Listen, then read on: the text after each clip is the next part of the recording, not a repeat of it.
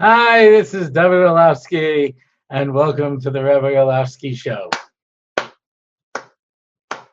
And whether you're watching on Torah Anytime or wherever you watch or listen to your podcast, we're happy to have you along. Now, I asked last podcast for people to submit a a cappella version of the Rabbi Orlofsky theme song for those weeks when we can't use music and nobody did it. So I myself went to RabbiOrlovsky.com and downloaded the lyrics. So here's the a cappella version of the Rabbi Orlofsky Show. It's the Rabbi Orlofsky Show. Torah and Simcha ready to go. It's the Rabbi Orlofsky Show. Knowledge and wisdom will help you grow.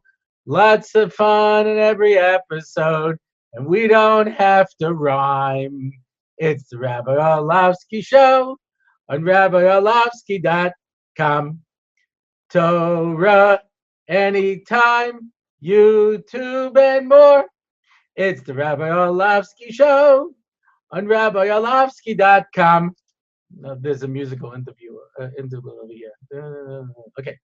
It's the Rabbi Orlofsky Show. Torah and Simcha ready to go. It's the Rabbi Orlofsky Show. Till next time, till we meet again, it's the Rabbi Orlofsky Show. The Rabbi Orlofsky Show. Thank you. Thank you. That should inspire somebody to do this for real. Okay, well, it's nice to have everybody along for this exciting adventure that we call the Rabbi Orlofsky Show.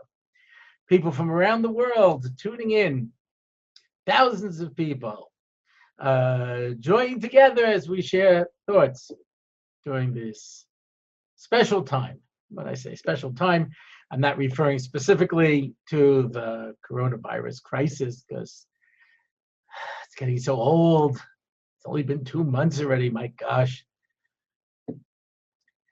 I will tell you what I was thinking about this week. Did anybody have a Havamina when you were in Shul and Rosh Hashanah that this was going on? Gosh, was up in Shemayim listening to our tefillas, yeah, and he says, maybe I'll lock down the whole world, but like the whole world. It's always amazing. One of the things happen, and then you go back and you figure out, my gosh, what was going up in Shemayim? But anyway, that's not what I want to talk about this week. I started in an earlier podcast, I mentioned the minhag of learning Pirkei Avos, specifically during the weeks between Pesach and Shavuos, but there is a minhag to continue all the way till Rosh Hashanah. And this week we're going to be doing Perek Hay. And I thought it would be nice to pull out an idea from Perek Hay and Pirkei Avos and maybe develop that a little bit. So I'm reading you from Perek Hay in mine. It's Mishnah Chaf Dalet and Mishnah Chaf Hay. Yehuda ben Tema Omer Hebi Az Kenama V'Kal Kenesha Ratz Ketzvi V'Giba Ka'ari La'asos Ratzon Avicha Sheva Shemayim. The way this is translated usually is be bold as a leopard, light as an eagle, run like a tzvi, strong as a lion to do the ratzon of Hashem, to do the will of God. Everybody knows this one. They make up posters because you get to put in little pictures of animals. It's always very exciting, you know. I knew this young lady, and now she's married with grandchildren, but when she was in seminary, she was in a Hasidic seminary, and she had, I think, a picture. Maybe she had a picture of Mickey Mouse or something. I don't know what she had on the wall. And they said, "You can't put up pictures of things that are tummy." So when the dorm supervisor came in the next day, she had pictures of cows, goats, you know. He said, what's this? Because they were all kosher animals. But I know in the sukkah they always have this Yehuda Ben Tema, and you have a picture of the eagle, and you know, what are all these things? Tzvi, a deer. It's sometimes translated as a hart, H-A-R-T. Nama is translated as a leopard. It's kind of difficult to know what it is. The Gemara tells us it's a cross between two animals. Somehow it represents Azus. And they're translating it, the way it translates it is bold. I don't know if that's what Azus is. Azus is usually like Azponim. And in fact, Rabbi Yehuda and Tema continues in the next Mishnah. Hu haya omer, Azponim legehenem, and Azponim, someone who's brazen-faced, will go to Gehenem, uboishes ponim legan Eden, and someone who has who's more embarrassed, busha, boishes ponim, will go to Gan Eden. Here is some of Fenecha Hashem Elokeinu v'Elokei Avosenu sheyabana beis hamikdash v'hover yameinu v'sein chalkenu b'sarei secha. Halavaya Kadosh Baruch Hu that you should rebuild the Beis Hamikdash and give us a portion in your Torah. I don't know. Yehuda Ben Tema evidently did not go to Mishnah writing school, because that's not the way we write a Mishnah. Now you could argue that, well, our original shir, Vicky Evans was talking about how it starts with the Masorah, and so the Mishnayos of Maseches Avos are different than all of the other ones, but still, yeah. So, how do you understand what's going on over here? So, Yehuda Ben Tema is telling us the following: there are certain qualities you need that you have to incorporate. You have to be strong like a lion, and that's in fact how Shulchan Aruch begins.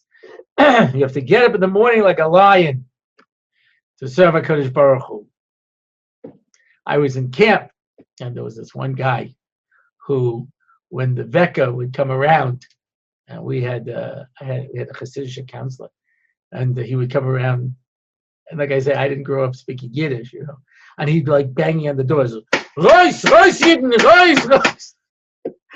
I have to tell you, the image that came to mind was not a Veka. I was in Chavetz Chaim. It's a Musi yeshiva. The Veka would come around and knock the door. Rabbi side, time to get up. Yeah, but this was like anyway. So you don't wake up immediately. I mean, there are certain people, I guess, who can wake up immediately. It's never been one of my strong points. Yeah, waking up in the morning has never been one of my great accomplishments. My wife, when it's late at night and I'm playing around with something stupid that I still go to sleep, she says, you're going to whine in the morning. I said, what are you talking about? She says, you don't hear yourself. You set the alarm, it wakes me up, then I wake you up, and I say, you have to get up, and you go, not exactly like a lion. Yeah, getting up in the morning is not one of my strong points. There are some mornings I'm so tired. I remember when I had Epstein-Barr syndrome, forget about it. How much I slept, I was exhausted. I used to roll onto the floor and crawl on my hands and knees to the bathroom. That's how exhausted I was. But, sometimes, you get up in the morning, you go to the bathroom, you wash up, you get dressed, you take your tefillin, you open the door, and I'm still in bed. I dreamed the whole thing. And my first thought is, oh no, now I have to do it all over again. But this guy in camp, I used to remember, he'd come around, and he would literally jump out of bed. He would go, rah! He would literally roll like a light, rah! Jump out of bed. I was a teenager then. I wasn't, of course, as spiritually and emotionally developed as I am now. I lacked a lot of the sensitivities that I've developed over the years, which gives you an idea about how terrible I must have been back then. I said, why don't we turn his bed towards the window? Yeah! Smell as much, you fly like an eagle. But okay, one thing is, you got to be strong, right? Shlosh dvarim tzarich chizik. Torah and mitzvahs need chizik. You have to make yourself strong as a lion. Rabbi Orlofsky once said, says, did you ever see a lion? They're very boring. They just lie there. They just lie there until there's something to do.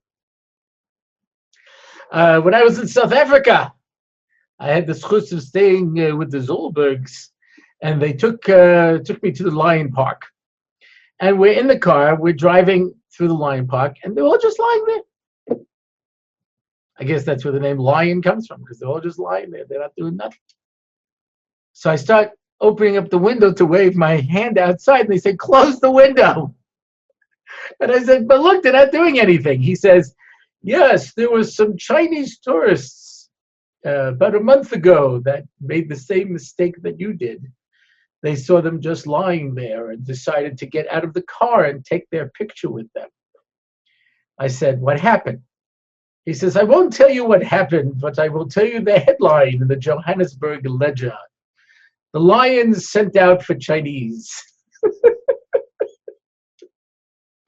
When there's something to do. Yeah. I read a fascinating biography of Teddy Roosevelt. He was really, when they speak about a Renaissance man, he was just unbelievable. And the introduction is January 1st, 1908, which was going to be his last year in office. And he would open up the White House, and anybody who wanted to would come in and shake the president's hand. And you would just walk a big line of procession. Everybody would come in, and he'd shake hands with them, wish them a new year. Yeah. And then it starts discussing. He used to read 3 books a night in different languages. He was a big game hunter. He was a sheriff in the Old West where he had a ranch. He grew up in an aristocratic family, a wealthy family in New York. He was the hero of the Battle of San Juan Hill in the Spanish-American War. He was the sheriff of New York City.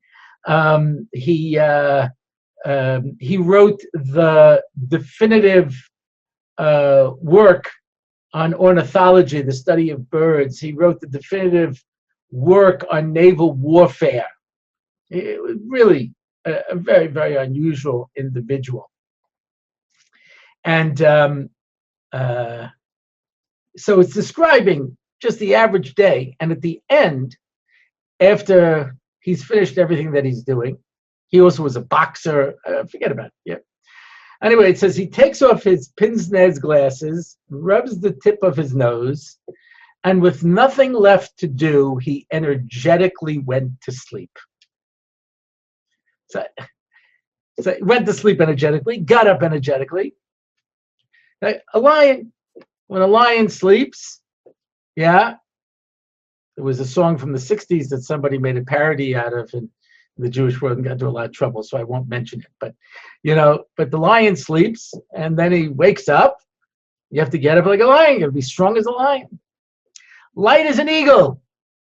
Light as an eagle. You have to be a zariz. To be a zariz. My father told me once, and I'm pretty sure he just made this up completely out of whole cloth. But he said to me, we're Kohanim, our family. And he says, well, Orlofsky is a Kohen name. Okay. Most of the Jews who have the name Orlovsky, Orlowski, Orlov, that they got it actually from Prince Orlov, who is the star of the Fledermaus. And Prince Orlov was known to be good to the Jews, and so they took his name. That's what I read. But my dad said to me that Orlov in Polish is an eagle, and Kal Kinesha, and since Kohanim is reason, that's why Orlowsky is a Kohen name. Azoi. Anyway, could very well be. Could be. I don't know. I never really knew. My father used to tell me stuff. I never knew whether he was being serious or not. I asked him once, Dad, who was I named for? He says, Uncle David. I said, who is he? He some drunk, some gambler, some, and I could never get him to tell me when he was telling the truth. After he passed away, I asked my mother, I said, Mom, who was I named for? It was Uncle David. So she says, yeah, but Dad said he was like some drunk, some gambler. Because it's not true. He wasn't a drunk. I said he was a gambler. Says, look, he had one daughter. She didn't have any children. She asked me, you have a lot of boys. Could you name one of them for my father? So anyway, if you ever wonder why I take chances, I've got gambling genes in me.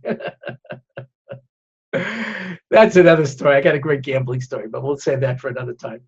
Anyway, so Kal Kanesha means Rizis. You gotta keep yourself going. Yeah.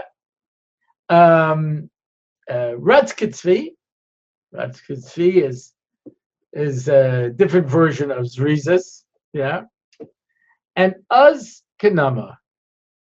That's Azus. That's Azus. Brazen. Be brazen. We say bold, but Pashas, Uz means brazen. And then he turns around and says, Uz Panim L'Gehenim. Whoa. So what kind of advice is that? You should be a Uz, and you should know that Uz Panim goes to Gehenim.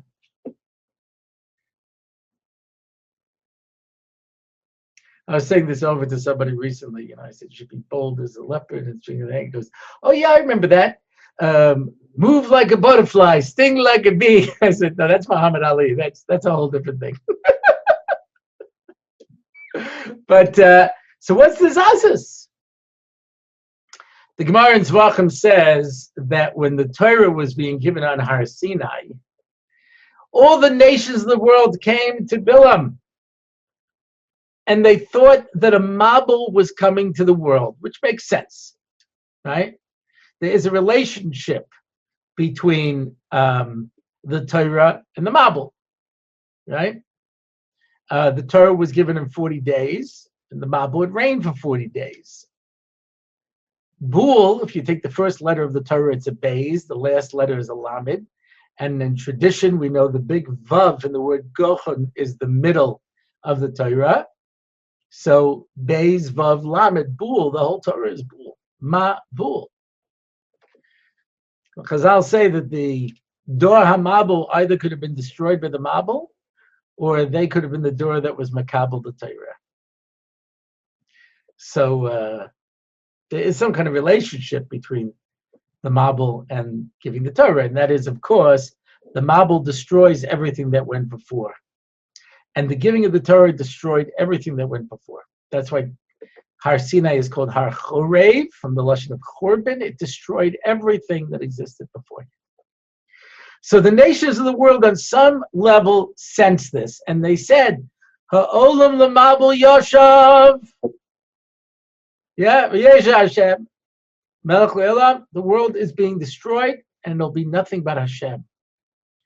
And Bilam reassures them, Hashem owes li'amo yitain. He's giving the Torah to the Jewish people, and they say, Hashem yivarech es amo b'shalom. The Torah is called Oz, brazen. Why? Because it says in Pirkei Avos, Ein Abaishin Lomed. Person who's embarrassed. I remember Rabbi Orlowsky speaking once at a chinuch event here in Eretz Yisrael. He said people complain that Israelis are mechutzif, as a ponim. He says, of course, this whole country is a chutzpah. You had to take chutzpah to make this country, and the only way you can make it in this country is by being a mechutzif. There was this Avreich, he told me, Chavetz Chaim guy, when the whole yeshiva came, and so he waited to get on the bus, and he thought he would get on the bus like a Bal Musa, and everybody ran for the bus and ran in front of him, and he couldn't get on the bus. He said, when the third bus came around, I figured it out, and I ran onto the bus with everybody else. This is how they do it here. Somebody said they were in Manhattan waiting for a bus. The bus pulls up, and this guy, who it turns out is an Israeli, runs to get on the bus. Everyone starts screaming at him. Said, "What are you doing? There's a line." He was like, "Really? Behemet? They would line up to get onto the bus?" Somebody told me that they were in London, and they were in the queue waiting for the bus, and the bus came, and X number of people got on the bus. This was the last bus of the night, and then the fellow in charge of the bus says, "Well, that's it. No more room." And everyone says, "Right then." And they closed the bus, and everyone, I guess, they just waited for the next bus the next morning and just stayed there all night. I don't know. Very proper. Yes, very proper. Oh. So,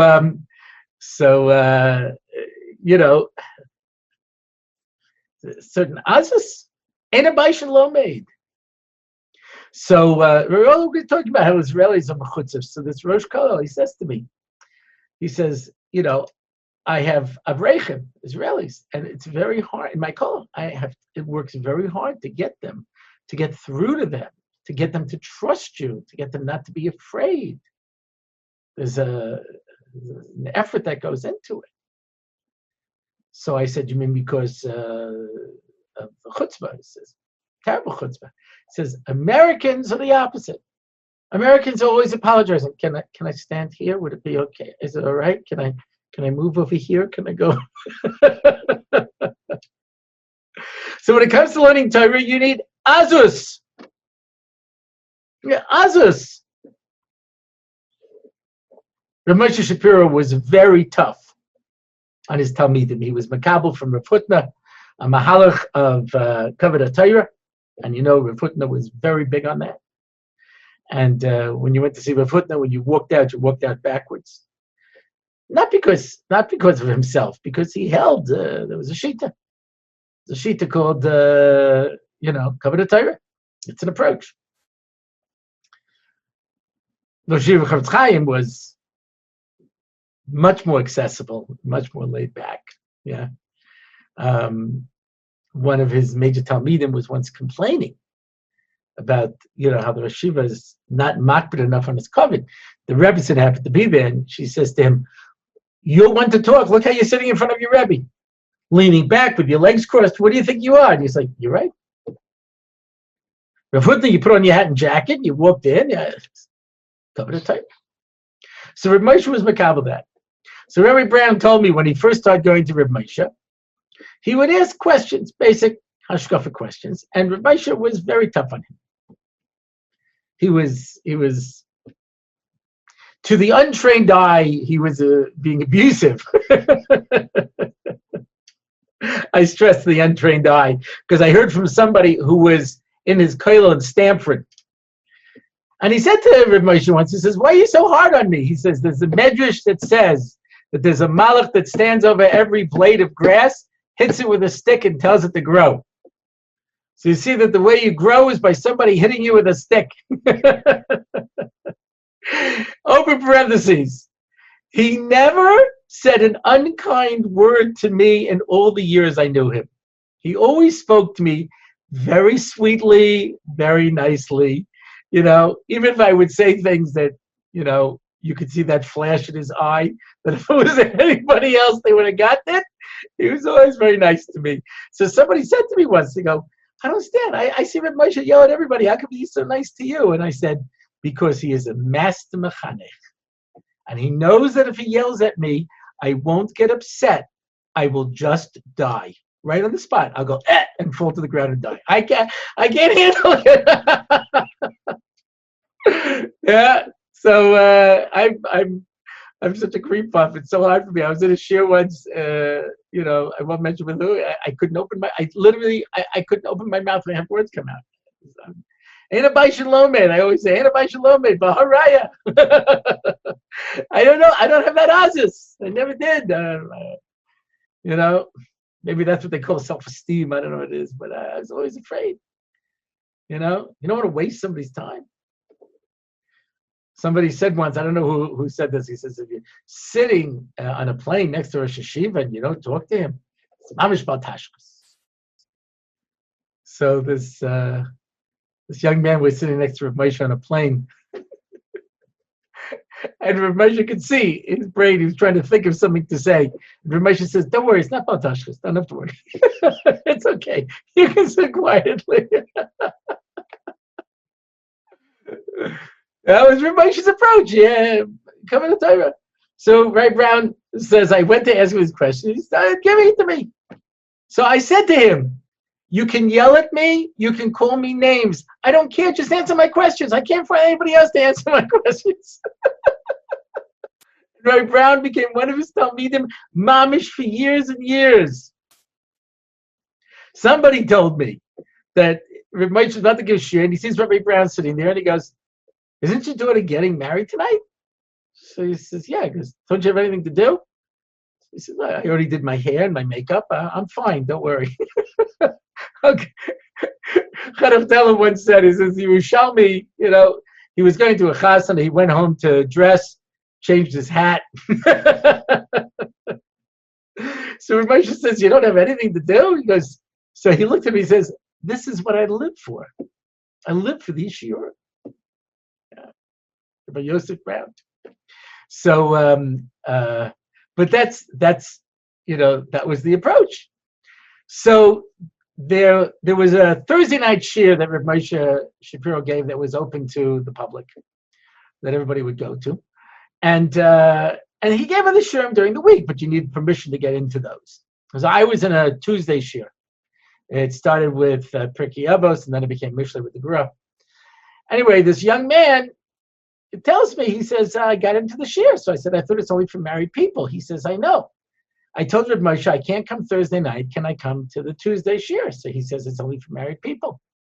So I said to him, but I have a special schooler to be a Talmid Chacham. So Moshe says, yeah, what's your special segula to become a Talmid Chacham? He says, the Chazal tell us in Pirkei Avos, and a Baishin Lomed. If you're embarrassed, you can't learn. But the Gemara in Baba Basra tells us, how do you know the difference between someone who was originally Jewish, came from Avraham, Yitzchak, and Yaakov, and someone who came from the Erev Rav? It says Jews have built into them three qualities. They're Baishanim, Rachmanim, and Gomli Chasadim. They have a sense of shame. This is the Jewish guilt that everybody talks about. They have a sense of mercy, and they do kindness. But my father wasn't Jewish when I was born. He converted later. So I don't have that baishanis. So I'll be successful at being a Talmid Chacham.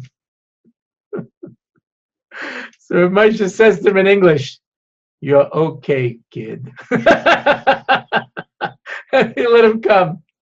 Because if you want to learn Torah, you need an azus. Sometimes you walk into a base medrash. If you're not familiar with the average base medrash and the learning thing, you see two guys yelling at each other, screaming, you Amoritz, you don't know what you're doing, you don't know what you're learning, what are you talking? And then like, when are we going to get a coffee? Yeah, okay. It's nothing personal. Understand? It's just the Milchamas HaTorah. You need azus, you have to fight. I mentioned this last year, but since we're in this period of time, the Talmidim of Rabbi Akiva died. Shelo nogin kavod zeh lezeh. They didn't give cover to each other. Rabbi Akiva is the one who said, "V'ahavta l'reacha kamocha zeh klal gadol b'Torah." They made it into a song. So, like somebody wrote me recently, goes, that had to have been the entrance exam. The answer is, you're right. It says, it doesn't say he had 24,000 Talmidim. He had 12,000 sets of chavrusas. So everybody learned by themselves, and they didn't feel that they had to fight with everybody else to come to the emes. But if I don't fight with you to arrive at the emes, if I don't have that azus, just because I don't care enough about what you think. Otherwise, I'd fight with you about it to try to arrive at the truth. So in Torah, Hashem oiz la'moyitain. But be very careful with that midah, says Rabbi Yehuda ben Tema, because us panim legehenim. I was in shul. I really try very much not to talk in shul. And besides the fact that I don't think it's right, disturbs other people. So I'm sitting in shul, and this young Avreich is sitting in front of me. I think he came late. I remember he was sitting in front of me. I could tell from his talus that he was a young Avreich. Yeah, it's a little wet behind the ears. And his friend was sitting in the back of the shul, and towards the end of laning, he came up to keep him company, and the two of them start talking. So they talk through all the Mishaberachs, and then they talk through the Birchas of the Haftarah, and then they start the Haftarah, and they're still talking. So I said to them, I just can't hear. So the friend got up to go back to his seat. Now, I wasn't giving musa, I couldn't hear. I don't care what you do in your own life. There are people who are for sure Talmidei Chachamim in my shul. And when they do the Haftarah, they all go in the back room and talk. I cannot understand it. I asked them once. Everybody just looked away. Nobody answered me. So I'm not giving musa. I can't hear the Haftarah. So his friend goes back. The young Avrech turns around and looks at me and goes, Oy vey! I looked at him and I said, Oz panim legehenim. Brazen face, go to hell. So he turned around. At the end of davening, my son-in-law was in shul, and he comes over to me and he says, I was just praying that the guy didn't answer you back because I could see you were just warming up. And I said, I had a lot more to say. I'm old enough to be his father. I don't know, maybe his grandfather. That's what you say to somebody? It's bad enough that you're talking during the Haftarah. It's bad enough you're interrupting somebody. But when the person says, please just have a little consideration, oy vey! Us part of the Gehenna. I think I told the story. It was at the end of the first day of Rosh Hashanah. I was in shul learning. And people were sitting around waiting for Ma'ariv to start. And an older gentleman, one of the chashuvim of the Beis Medrash, started complaining to the Rabbi because he felt that the davening was too dragged out. And there was no reason for it. And this led to a general discussion.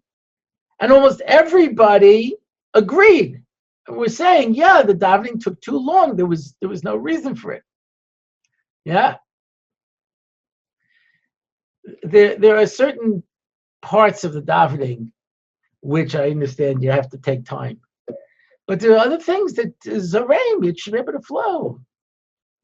You don't need all the kvetches. I know already what my Gehenna is. I think everybody has their own Gehenna. My Gehenna is going to be one long slichos. With one of those guys. Haneshama loch, ve'aguf paloch, Haneshama loch, and that's it. Just over and over again forever. Anyway, but so it was too dragged out, etc. So different people were adding their particular feelings and insights, and I joined into the conversation because I also sometimes have opinions on things. I know this will come as a surprise, and then I was joining it, but no more than anybody else. Perhaps my points were being presented better because I am a professional opinion presenter. But anyway, this young Avrech who was sitting there learning the Beis Medrash gets up and goes to go in the back room to learn. And he looks at me and in front of everybody says, okay, fine, you thought it was too long, enough already, stop talking. Nobody wants to hear what you have to say. Walks in the back. And everybody in the room was just like, and I was stunned.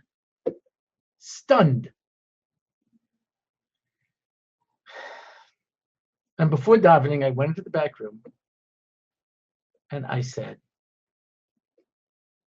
"Az panim legehenim." On Rosh Hashanah night, in shul with the books of life and death open in front of the Aron Kodesh? You mavayish me? I could be your father, your grandfather. I'm not sure exactly how old you are. I said, you obviously have no respect for me, but there are people who consider me a Rav. And you mavayish me berabin in shul on Rosh Hashanah in front of everybody? He was like, okay, I'm sorry. I said, if it wasn't Rosh Hashanah, and I wasn't a Rav, and I was somebody your own age, and you weren't in shul, and you did this, you'd lose your Olam Haba. Husband again on Rosh Hashanah in shul. You mavayish me in front of all my friends, all my chaverim, all my neighbors. Okay, I'm sorry.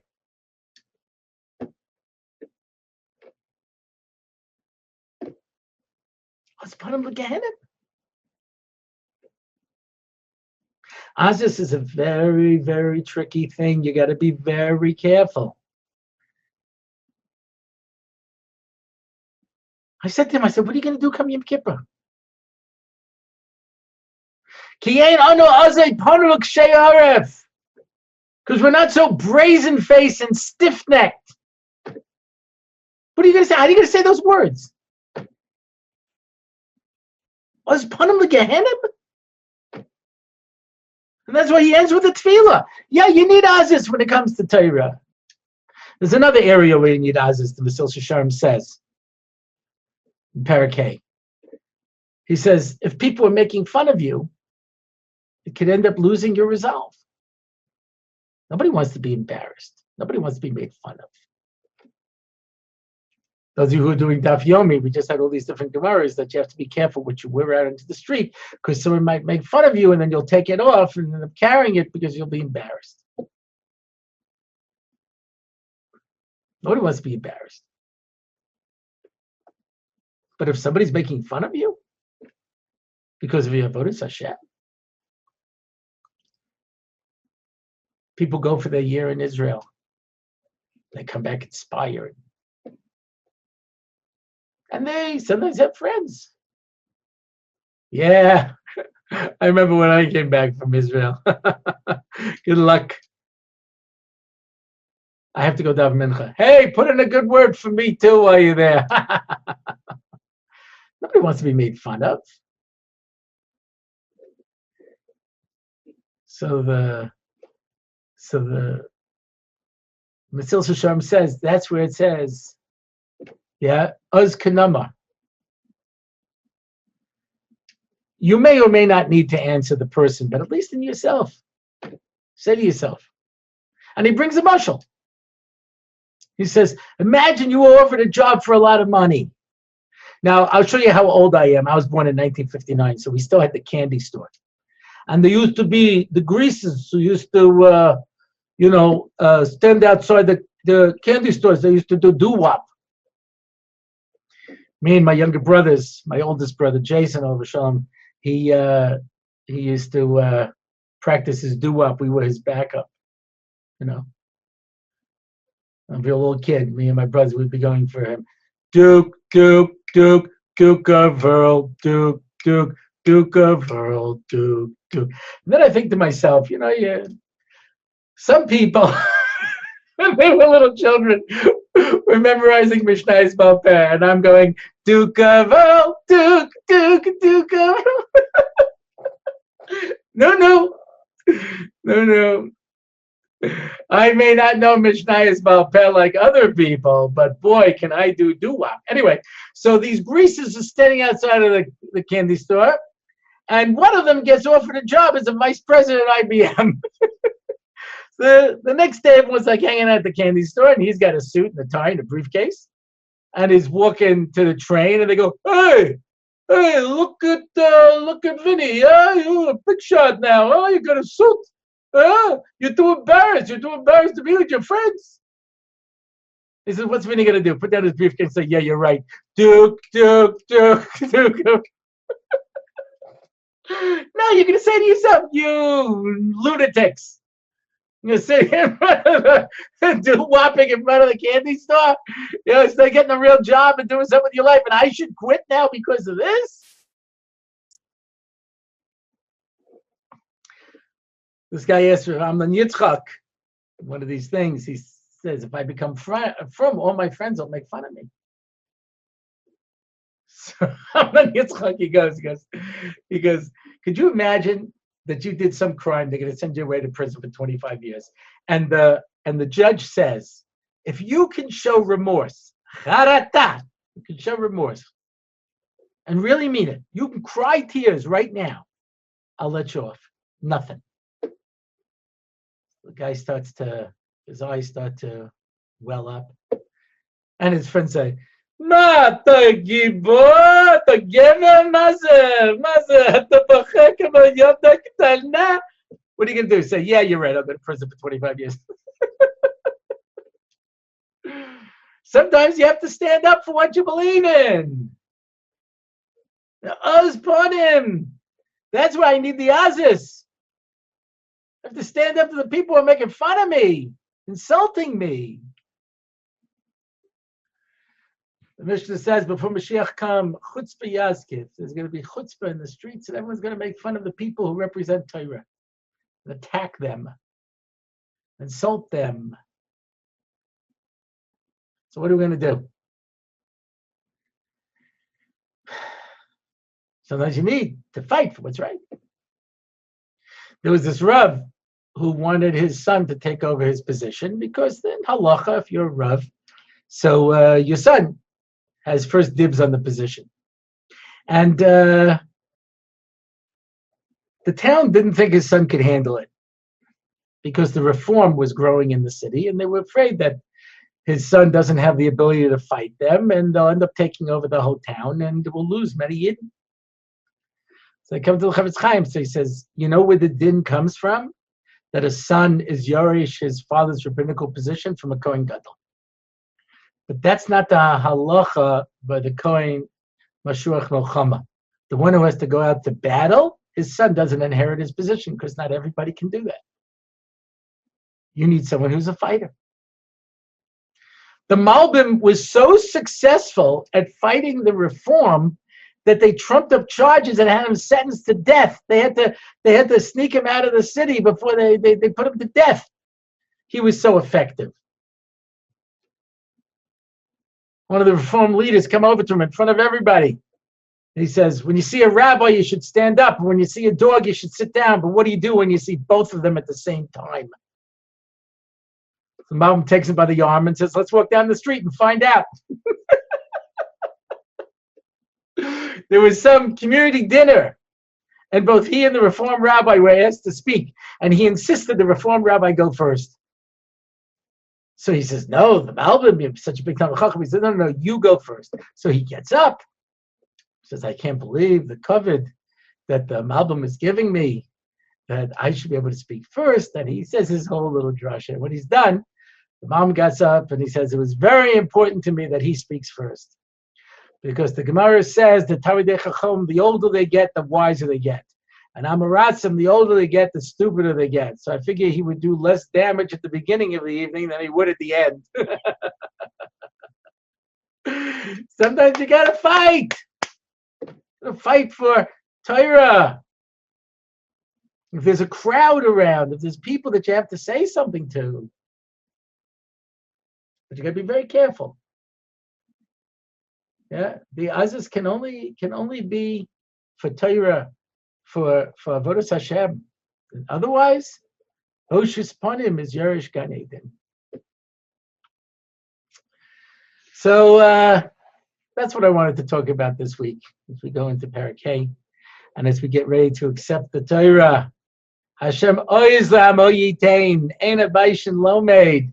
You have to be courageous, bold, to be able to go out there and get your Torah. Yeah, don't be afraid. Don't get intimidated. You got to get the answers. You got to search for them. You got to keep asking questions. People say to me, oh, I asked this rabbi and I didn't like the answer. I said, ask another one. And keep asking him until you find an answer that you like, but you don't just walk away. As somebody said to me once, if you start your car and it doesn't start, so you give away the car or you try it again. Maybe you turn the key a couple of times, see until it starts. So that's it for this week. If you want to find out more about this show, you can go to my website, RabbiOrlovsky.com. Can leave comments. You can sponsor an episode. You can download the lyrics to the Rabbi Orlovsky show and offer your own rendition. So we'll see. When we go into the 3 weeks at least, we'll have other options to offer up for our theme song. That's it for this week. I am Dovid Orlofsky, and this is the Rabbi Orlovsky Show.